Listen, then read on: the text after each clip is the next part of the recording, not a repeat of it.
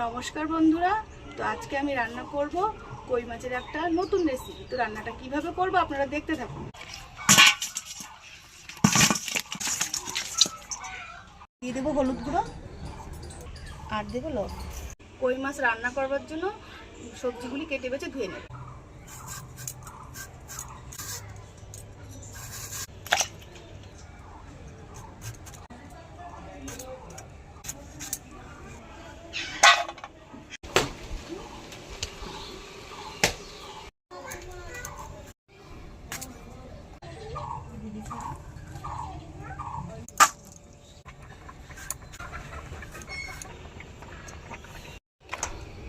মাছ রান্না করবার জন্য মশলা বেটে নেব।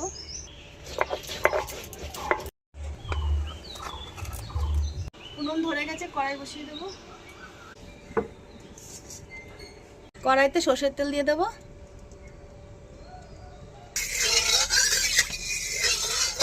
একে একে মাছগুলি ভেজে নেব।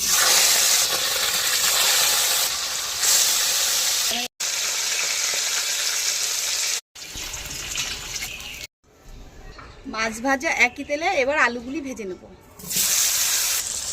একটু হলুদ গুঁড়ো, সামান্য একটু লবণ।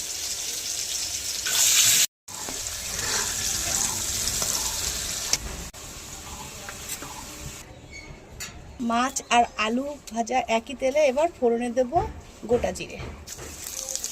দিয়ে দেব সবজিগুলো।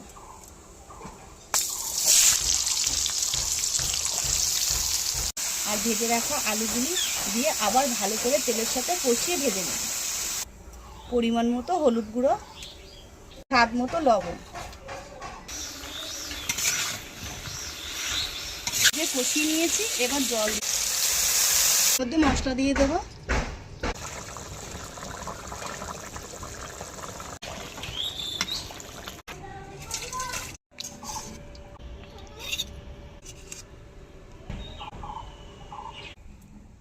আলুর খোসা নিয়ে নিয়েছি, তো এই আলুর খোসা দিয়ে আজকে একটা নতুন রেসিপি রান্না করব। জন্য আমি আটার গুঁড়ো দিয়ে দেবো।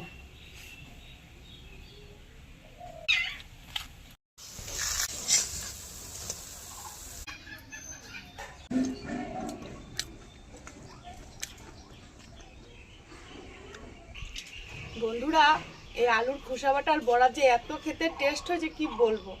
আপনারা বাড়িতে বানিয়ে দেখবেন, খেতে খুব ভালো।